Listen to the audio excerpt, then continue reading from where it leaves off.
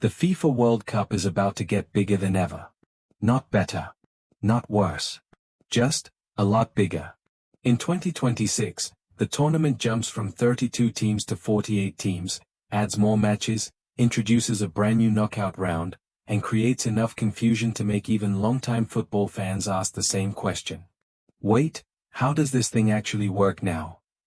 And honestly, that's a fair question. Because on paper, the new format looks simple. In practice, it's anything but. So in the next few minutes, we're going to break down the entire FIFA World Cup 2026 format in the simplest way possible. No complicated charts. No football nerd language. Just the stuff you actually need to know. And by the end, you'll understand why a team can finish third in its group and still have a chance to become world champion. Yeah. That part surprises a lot of people. Let's start at the beginning. First, the big change. For most modern football fans, the World Cup has always had 32 teams. That's the version we've been watching for years.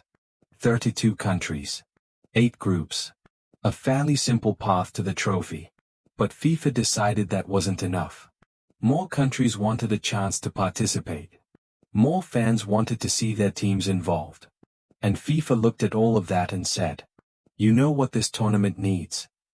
More football. So the 2026 World Cup expands to 48 teams. That's 16 extra countries. Which is roughly the football equivalent of inviting half the neighborhood to a dinner party after you've already planned the seating chart. Everything suddenly becomes more complicated. And that's exactly what happened. So where do all these teams go? Here's the first important piece. The 48 teams will be divided into 12 groups. Each group contains 4 teams. If that sounds familiar, good. This is one of the few parts that didn't change. Every team still plays 3 group stage matches. 1 against each opponent in their group.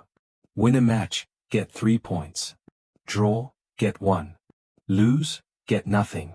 Simple. At least for now. Because here's where it gets interesting. With 12 groups instead of 8, FIFA suddenly had a math problem. In the old format, the top 2 teams from each group advanced. 8 groups. 2 teams each. That gave us 16 teams. Nice and clean. But now there are 12 groups. And if 2 teams advance from each group, that gives us 24 teams. Which sounds fine until you realize knockout tournaments don't really like the number 24. So FIFA came up with a solution.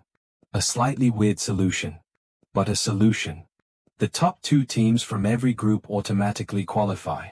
That gives us 24 teams. Then FIFA looks at all the teams that finished third. And selects the 8 best third-place teams. Not all of them. Just the best 8. So a team can finish third in its group. And still advance. This sounds simple.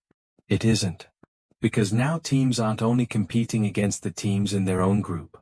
They're also indirectly competing against third-place teams from other groups. Suddenly every goal matters. Every point matters. And fans start opening calculators halfway through the tournament. You know the type. Now let's talk about what happens next. Once those 32 teams are decided, the tournament enters the knockout stage. And this is where things become much easier to understand.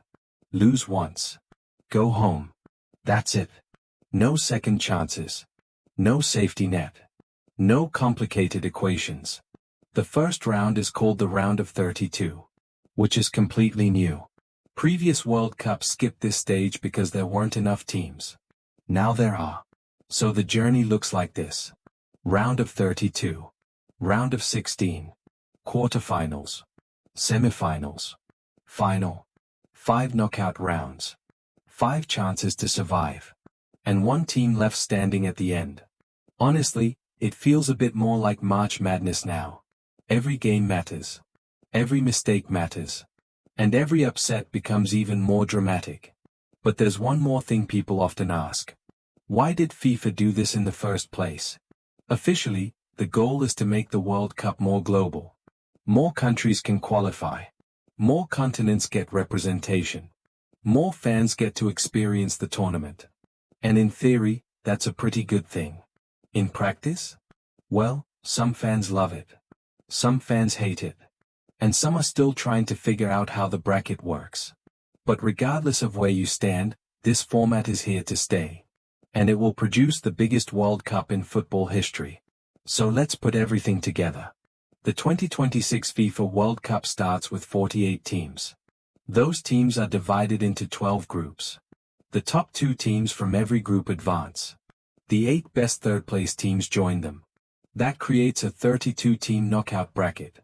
And from there, it survive and advance until one nation lifts the trophy. Which brings us back to the question we started with. How can a team finish third in its group and still become world champion?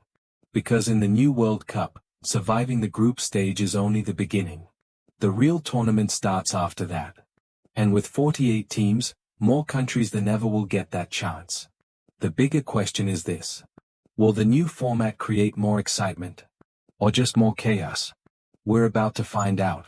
If you enjoy simple sports explainers that make confusing topics easy to understand, make sure to subscribe. And I'll see you in the next one.